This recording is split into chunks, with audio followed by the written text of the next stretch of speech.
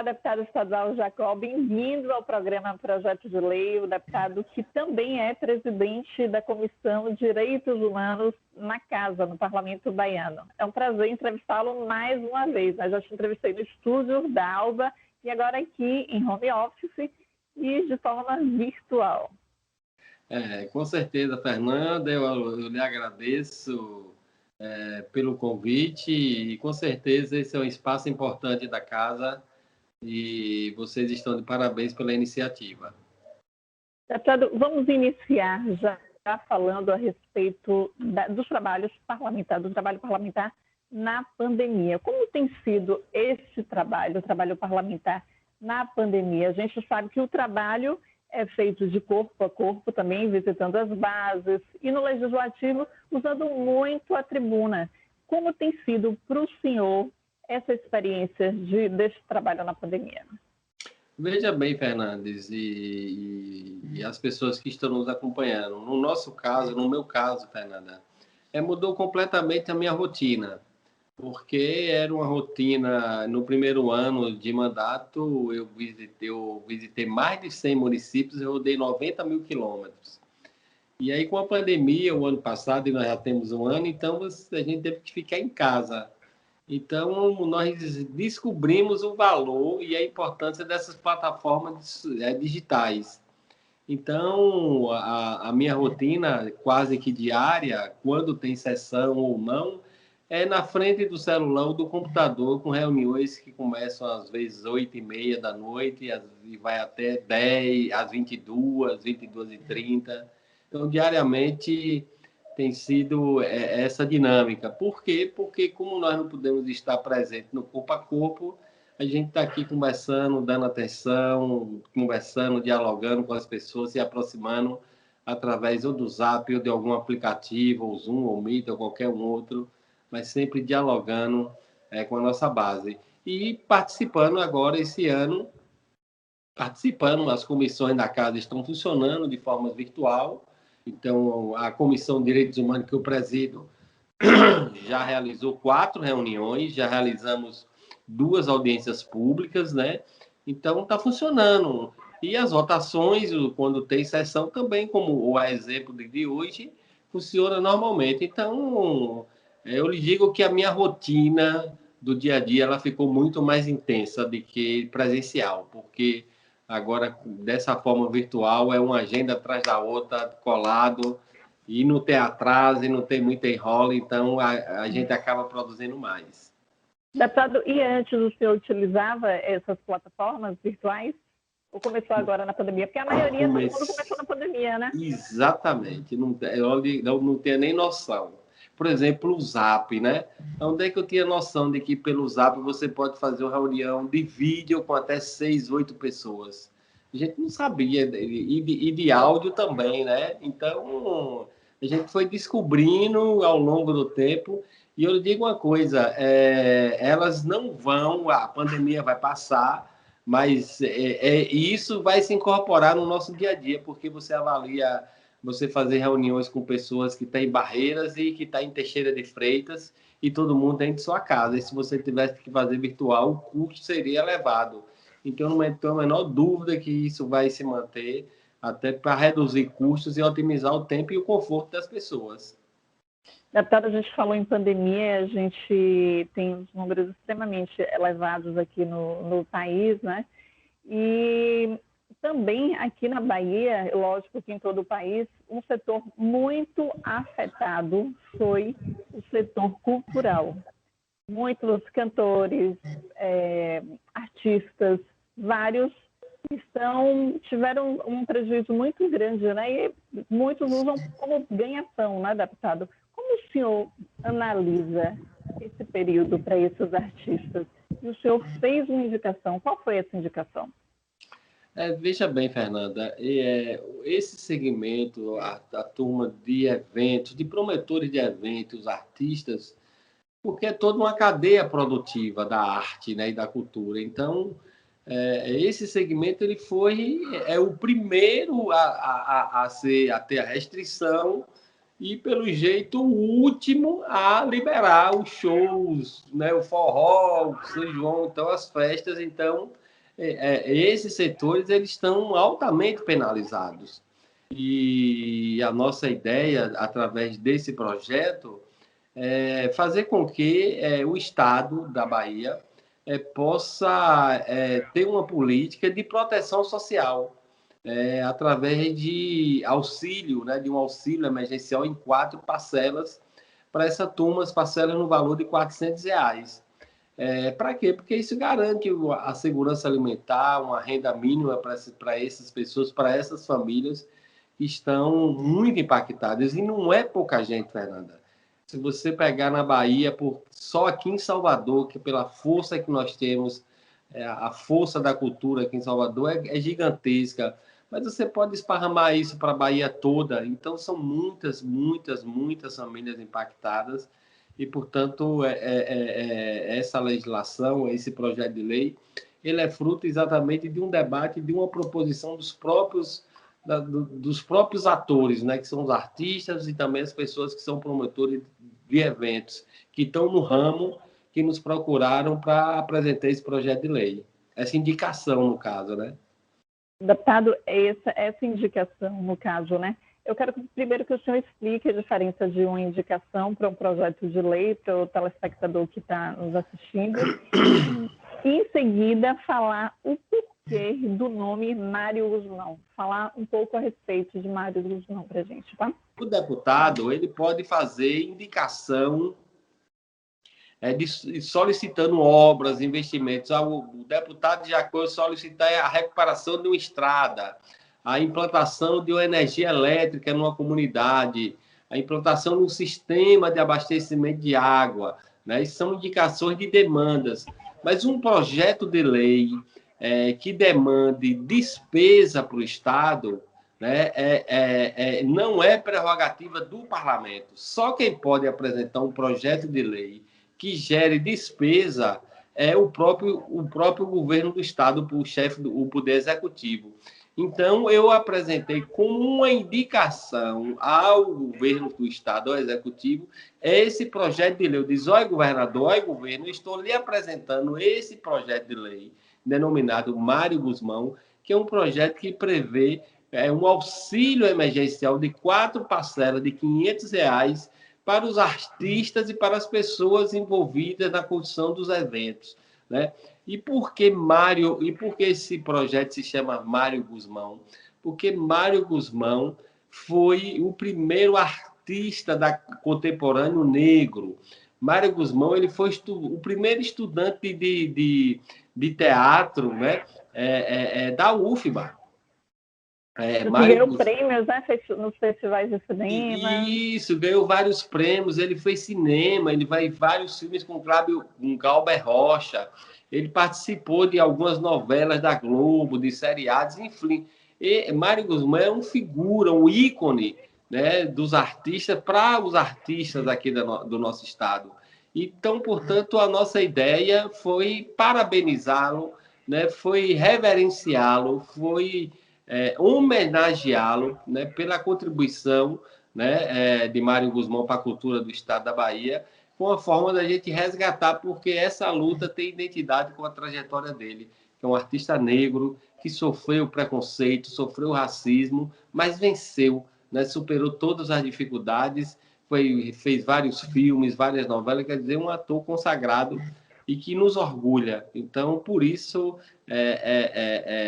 dessa denominação, dessa homenagem a Mário Guzmão pelo que ele representou para a nossa cultura da Bahia. Deputado, ainda a respeito da indicação, ou seja, o senhor indica ao governador, né? E como é feita essa tramitação depois dessa indicação? Há um retorno, o executivo envia um retorno se foi aceita ou não a indicação? Isso, o governo, a sinalização que nós temos é que o governo aceita essa indicação. Nós estamos dialogando, inclusive estou marcando uma reunião com o secretário André Curvelo.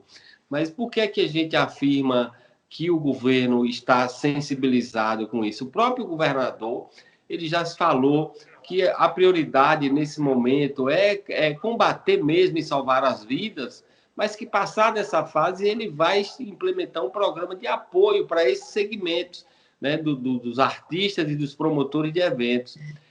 A Secult, ela já abriu na sua página o cadastro dos artistas no estado da Bahia, dessa turma.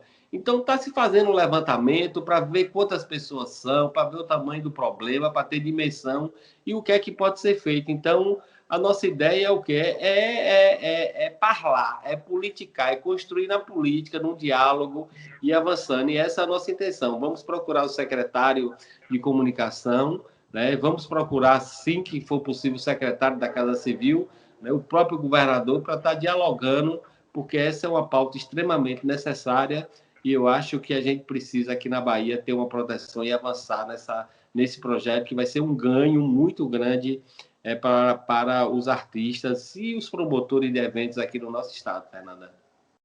Deputado, o senhor tem um lado muito forte, um lado ligado à cultura, né, em toda a Bahia. Então, quais os principais depoimentos que o senhor tem escutado desses artistas baianos durante esse período da pandemia? Qual o depoimento que mais assim, chamou sua atenção, te emocionou, te tocou até para apresentar essa indicação ao governador do estado? Veja bem, nós somos procurados para dialogar, inclusive com um artista que nos orgulha e que fez novela e que é reconhecido nacionalmente, Dodi Sol, né? Eu dialoguei com o vovô do Eleaê, com Tonho Matéria, com vários artistas aqui de Salvador, e também com artistas e pessoas envolvidas da nossa região de Irecê, do nosso território, né? Sobre esse problema. Por quê?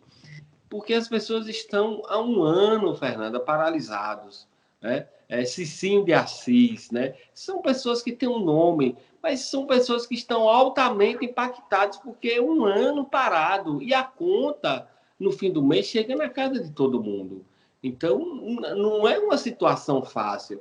E quando a gente fala desse projeto, desse auxílio de R$ 500, eu não estou falando nem de vovô do Ilê, eu não estou falando de Tonho Matéria, eu não estou falando de Dodi só, eu não estou falando dessas pessoas. E eles estão preocupados, não é com eles. Eles trouxeram a preocupação exatamente para aquelas pessoas mais fragilizadas, para os artistas, para quem está nessa cadeia mais fragilizado, que está precisando de um auxílio no valor de R$ 500. Então, são pais e mães de família, Fernanda, tanto aqui em Salvador quanto no interior, que viu seu pão de cada dia desaparecer, sua renda desaparecer, e que estão correndo atrás de um bico, de qualquer coisa, para botar o pão de cada dia dentro de casa. Então, não é uma situação fácil. E, portanto, essa turma precisa dessa proteção social. Uma coisa que essa semana a gente saúda, que a Câmara Federal, o Senado já tinha votado e a Câmara votou e ratificou essa semana, que é a prorrogação da execução da Lei Aldir Blanc, que parou em dezembro, né? E que é mais de R$500 bilhão em todo o Brasil. E que, com certeza, isso cada vai estado ajudar. 3 bi, né, deputado? É isso? Isso, proporcionalmente, né? Tem estados que recebem mais, outros menos, mas é um auxílio, um recurso, é uma grana que estava paralisada, que ficou, se eu não me engano, Fernanda, algo em torno de R$700 milhões sem uso o ano passado, por conta de que não deu tempo correr atrás de resolver. Então, isso também já vai ser um suporte, já uma ajuda. Mas toda ajuda que ela é bem-vinda, e com certeza esse segmento é preciso, e, portanto, tem todo o nosso apoio e disposição, porque o nosso mandato, eu sempre digo isso, Fernanda, para as pessoas entenderem, o nosso mandato é um instrumento de luta, e os artistas, né, essa turma ajudou a construir o nosso mandato. Então, o nosso mandato se sente muito à vontade. Por quê? Porque está cumprindo um papel que é fortalecer a luta desse segmento, buscando uma política pública que é fundamental nesse momento de crise e de calamidade que nós estamos vivendo. E a arte é uma fonte de renda para os artistas, né, deputado? Eu acho que a arte é a principal fonte de renda para muitos artistas, né? E não é só para os artistas, né? Mas tem a pessoa que está envolvida ali, que ajuda, né? Tem uns ajudantes, tem os promotores, né? Tem uma turma aqui que tem um som que alugava, que tinha que tinha um palco pequeno, quer dizer, é muita gente envolvida e que está impactada, né? E aí é por isso que a nossa indicação é os artistas e promotores de eventos, as pessoas que estão envolvidas nesse setor, né? Porque exatamente aqueles pequenos, o olhar é para quem mais precisa, porque R$ 500, Fernanda, ela faz diferença para aqueles que mais precisam. Então, é esse o nosso olhar, essa expectativa. Eu parabenizo Dodi Só pela iniciativa e parabenizo o conjunto dos artistas, Tem Matéria, Vovô e outros, Cicinho de Assis, que exatamente na conversa do dia a dia nos sensibiliza, né, com os depoimentos. Aí eu posso citar Bado, lá de Irecê, que é da Associação dos Artistas, dos Músicos da região, né, e trazendo a turma, fazendo campanhas de cesta básica para ajudar as pessoas. Então, é um momento de muita dificuldade que exige a solidariedade e a proteção social, Fernanda.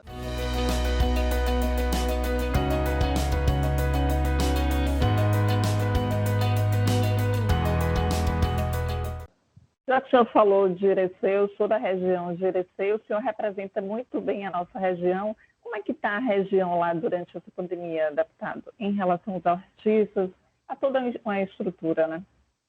É isso, impactada, a região muito impactada, com muita dificuldade. Nesse momento, vivendo um momento mais grave dessa crise do corona, né, um alto índice de contaminação, todas as estruturas que tem, tanto nos municípios quanto a estrutura regional, o hospital, com nível máximo de ocupação, muitas pessoas contaminadas, muitas pessoas morrendo.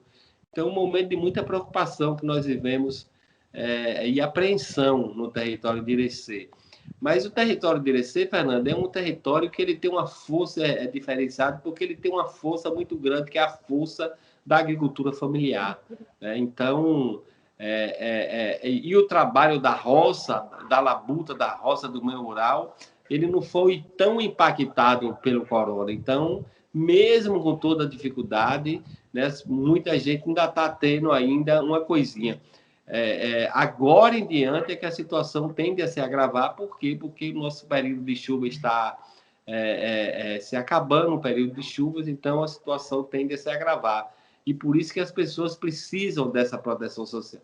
Eu tenho estimulado, inclusive, que os vereadores, inclusive em Irecê, eu sugeri, e não sei como é que está isso lá, que a gente criasse lá em Irecê, por exemplo, uma lei Zé Bigode, um projeto de indicação, a lei Zé Bigode. Para quê? Para que o município, não pudesse dar um auxílio aos artistas locais, né? E cada município pudesse homenagear o seu artista local, né? Para que, se o Estado dá uma ajuda, o município dá uma ajuda, tem a lei nacional aí, o recurso nacional de Aldir Blanc. Então, um pouquinho de cada lugar, as pessoas vão se sentindo confortáveis, amparadas, e vamos juntos, com muita solidariedade, superar esse grave momento que nós estamos vivendo. E o nome Zé Bigode é uma forma muito boa, gostosa de homenagear todos os artistas, né, deputado? Exatamente, porque, por exemplo, a nossa lei ela é estadual, nós estamos reverenciando o nosso ícone estadual, mas uma lei municipal, ela tem e deve reverenciar os nossos ícones locais. Eu dei o exemplo de Zé Bigode porque representa, como você é da nossa região, e você, eu vejo que seu sorriso, né, gostou, porque é exatamente isso, porque tem identidade, tem pertencimento, né, e, portanto, é uma lei que seria uma sugestão muito bacana. Então, esse é o espírito, né, de contribuir, de levar proteção social e de chamar a atenção da sociedade para esse setor que está muito, muito impactado. Deputado, vamos falar um pouco agora a respeito de projetos de lei. A gente já falou sobre indicação, o senhor explicou aqui para o nosso telespectador a diferença de uma indicação. Agora vamos falar de uma indicação para o projeto de lei. Vamos falar a respeito do projeto de lei que o senhor apresentou no parlamento, que é a respeito de incentivar os consórcios municipais. Primeiro, explique para a gente o que é um consórcio municipal, deputado. Veja bem, gente, e Fernanda, o consórcio municipal é uma associação de municípios. Para você que é agricultor, que é do bairro, da periferia ou de outros bairros, a gente muitas vezes cria uma associação comunitária. Quem é sócio da associação são as pessoas, né? O síndico, né? É uma associação ali do prédio que elege o síndico, né? Então, você tem uma estrutura, né? E o que é o consórcio? É uma associação de prefeitos. Então, por que é importante? Porque juntos os municípios eles podem enfrentar problemas que para cada um seria difícil, né? Então, experiência de consórcios que tem na Europa, por exemplo, um conjunto de pequenos municípios constrói e mantém um hospital regional, né? Por quê? Estou dando como exemplo. Porque para fazer um hospital em cada município é caro, mas se você fizer um para todo mundo, né, ele sai um hospital melhor, como exemplo, e mais barato. Um exemplo aqui na Bahia, que é bem sucedido, são as policlínicas. As policlínicas, ela é um consórcio, né, específico para a saúde e que gere as policlínicas. O que são as policlínicas? São espaços que fazem exames de média e alta complexidade. Né? Irecê nós temos policlínica, né? Irecê nós temos. E é administrada pelo consórcio. Isso, exatamente. E o consórcio é formado ali pelos municípios, pelos prefeitos. Os prefeitos se reuniram e elegeram o seu presidente, a sua direção, e ele gerencia algo coletivo, né, que beneficia todo mundo com um custo mais baixo ou bem mais baixo do que o custo do valor do mercado. Então, esse é um espírito, né, uma iniciativa extremamente importante do ponto de vista conceitual, né, que é o quê? É a construção coletiva, né, a construção de uma política pública de forma coletiva. Né? E era isso, a sua primeira pergunta. Deputado, e o projeto de lei que o senhor apresentou, que tipo de incentivo que o senhor determinou no seu projeto para ter para esses consórcios? Isso, a nossa ideia é criar consórcios agropecuários e agroecológicos. Para quê, Fernanda? Entre outras coisas. Desculpe interromper. Seriam consórcios segmentados? Isso é possível, pode ser. A nossa ideia é que sim. Né? Para quê? Como tem um de saúde, né? E para quê? Você tem, Fernanda, muitos agricultores familiares que têm sua produção, né, animal e que você tem a dificuldade de vender. De um município para outro, de uma região para outra, na mesma região. E você tem um sistema estadual e um sistema nacional que trata dessa questão da sanidade animal. Então, a ideia nossa é o quê? Criar uma estrutura, né, que está entre o Estado e os municípios, que é o consórcio, para dar conta de resolver, de facilitar a vida dos municípios, né, para ingressar no sistema estadual e no sistema nacional, né, de vigilância sanitária e de sanidade animal. Hoje, muitos empreendimentos da agricultura familiar têm dificuldades de comercialização por falta do selo, da autorização desses órgãos. Então, qual é a nossa ideia? Que se criam as estruturas, esses consórcios, porque esses consórcios teriam a competência, né, de fazer essas, vamos dizer assim, dar essas autorizações para quê? Para que os produtos, né, beneficiados, né, por exemplo, uma fábrica de doce, a pessoa tem uma linguiça defumada, tem um ovo caipira, ou tem uma fábrica de biscoito. Então, que isso o consórcio específico, ele possa autorizar, dar o selo, para quê? Para que dentro daquela região administrativa ali do consórcio, possa haver a comercialização sem nenhum risco para os agricultores, que eles possam botar seus produtos nas prateleiras do supermercado das regiões. E isso vai fortalecer a agricultura familiar, vai gerar renda, vai dar segurança jurídica, né, e vai desenvolver o meio rural. Então, a ideia central dessa nossa iniciativa, desse projeto, é exatamente essa, né, criar uma política pública que pode, porque esse é um gargalo, né? Você tem muitos empreendimentos se você não tem autorização de vender. Aí você se fragiliza, você aí não pode botar no supermercado, porque aí chega a fiscalização e recolhe, lhe multa. Fica de mãos atadas, né, deputado? Fica de mãos atadas. Então você pode ter seu produto, botar a marquinha, botar ali o trenzinho para a leitura do preço, né, na maquinazinha, né? Então, entrar no mercado de forma organizada, como é feito hoje, e eu não tenho dúvida que, no nosso entendimento, esse projeto tramitando e sendo aprovado na casa, ele será um avanço e uma solução muito grande para os nossos agricultores familiares, para os nossos empreendimentos, porque o Estado tem, são milhões e milhões em empreendimentos da agricultura familiar, e muitas vezes o entrave é exatamente nessa parte da burocracia, do selo, da autorização para se fazer a comercialização. E a nossa ideia é exatamente isso, facilitar e descentralizar. Excelente projeto, deputado. Parabéns. Agora, como está a tramitação dessa proposta? Bom, esse projeto está tramitando, está despachado. Eu acredito que logo, logo ele deve estar indo para a Comissão de Direitos Humanos, porque na nossa casa os projetos dos deputados, isso é um pleito nosso antigo, né? Sempre tem a dificuldade de estar rodando, mas nós estamos aí atuando. Esse ano a gente espera que esse projeto, ele inclusive está numa das nossas prioridades. A gente espera que esse projeto ele possa ser aprovado ainda esse ano pela nossa casa, devido à relevância que ele tem para a sociedade baiana. Deputado, durante a pandemia, quer dizer, a gente deu uma pausa nas nossas gravações durante a pandemia, nós retornamos agora, acho que há uns 10 dias, e durante esses 10 dias, já entrevistei uns 6 ou 7 deputados. E diversos parlamentares têm me dito aqui no programa que há aprovação de projetos de deputados. E está um ponto positivo que tem se aprovado mais projetos de parlamentares.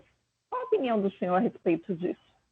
Não, a minha opinião, eu não tenho o que reclamar, não, porque eu já tive 2 projetos aprovados, é o que trata do crime da importunação sexual contra as mulheres, e o que autorizou o governo do Estado a comprar e distribuir alimentos orgânicos e agroecológicos. Esses 2 projetos foram aprovados.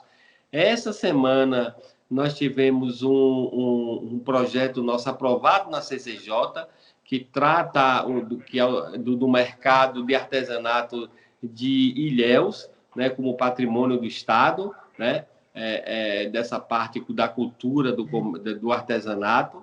Então, eu concordo com essa tese, e é por isso que eu estou confiante, acreditando nessa tese, que até o final do ano a gente possa estar aprovando esse projeto devido à sua relevância. Não só o meu, mas de outros deputados. A CCJ tem encaminhado muitos projetos, e eu acredito que isso é importante, porque motiva o parlamentar e fortalece a participação e o envolvimento da sociedade com a Casa Legislativa, eu não tenho a menor dúvida. Deputado, muito obrigada pela sua participação. Nosso tempo, infelizmente, está acabando, mas para mim é um enorme prazer entrevistá-lo mais uma vez. O senhor que representa, né, todo o estado da Bahia, mas também a minha região, que é a região de Irecê, o São Irecê. Então, eu fico muito feliz de ter o senhor entre os parlamentares que representam a gente, né, a irecense, na casa. Eu agradeço, Fernanda, a oportunidade, e é sempre bom conversar com você, a nossa conterrânea, e é sempre bom estar falando com o povo da Bahia através da TV Alba. Um forte abraço e estamos juntos nessa caminhada, e se cuida aí que o corona está aí pegando a turma nova, então vamos nos cuidar. Um forte abraço, amiga. Obrigada, deputada.